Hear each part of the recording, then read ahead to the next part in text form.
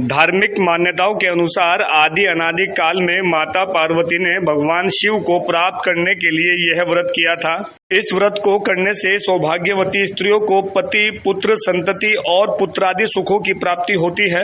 धार्मिक ग्रंथों के अनुसार हरतालिका तीज पर कुछ कामों का करना वर्जित बताया गया है। यदि आप व्रत के दौरान यह कार्य करते हैं तो आपको व्रत का विपरीत फल प्राप्त होगा।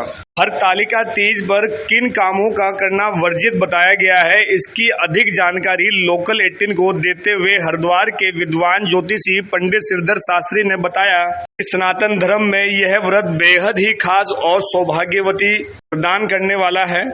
हरितालिका तीज पर्व 6 सितंबर को आ रहा है, जो भाद्रपद शुक्ल पक्ष में आएगा। तो इस व्रत में कौन कौन सी बातों का निषेध होता है वो मैं बताना चाहता हूँ। कि क्रोध न करना, क्रोध करना बहुत ही बुरी बात होती है, उससे हमारे धर्म कर्म के काम सिद्ध नहीं होते हैं। व्रत नहीं तोड़ना, तो व्रत तोड़ना बहुत बुरी बात होती है। जो भी हम धर्म कर्म के कार्य करते हैं उनमें कभी उपहास या कोई उसे साधारण रूप से नहीं लेना चाहिए। धर्म कर्म के कार्य को बहुत ही शुद्धता से करना चाहिए। इस प्रकार करना अशुभ माना जाता है। आगे ये बताया है कि रात में नहीं सोना, रात्रि में इस व्रत में सोना नहीं चाहिए।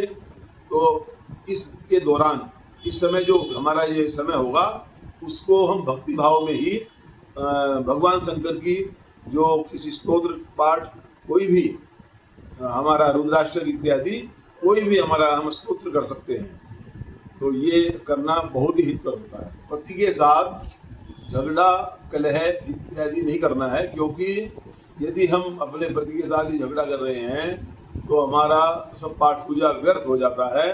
सबसे बड़ी बात ये होती है, पति जो होता है वो भी एक स्वामी का रूप है, अर्थात परमात्मा का ही रूप होता है पत्नी के लिए। ऐसा हमारे धार्मिक ग्रंथों में बताया गया है। बड़ों का अपमान नहीं करना है, जैसा कि बताया शास्त्रों में भी।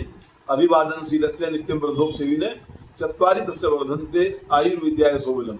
ये बताया है कि बड़ों को नित्य प्रति प्रणाम करने से आयु, विद्या और यश और बल में वृद्धि होती है। की कथा को अवश्य ही सुनना, जैसे कि कोई भी हम धर्म कर्म का कार्य कर रहे हैं तो उसकी कथा को भी अवश्य सुने, उसमें लापरवाही न करें। और यदि उसमें कोई पीछे कोई आरती है या कोई क्षमा प्रार्थना है उसको भी पूरा करें।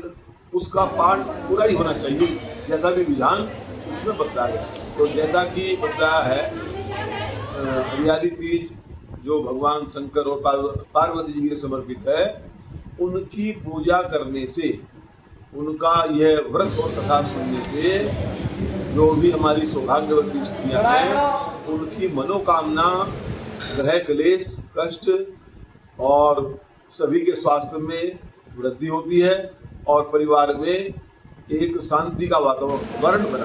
व्रत के समय जब हम व्रत करते हैं तो पवित्रता बनाए रखें। तो पवित्रता का बहुत बड़ा महत्व होता है।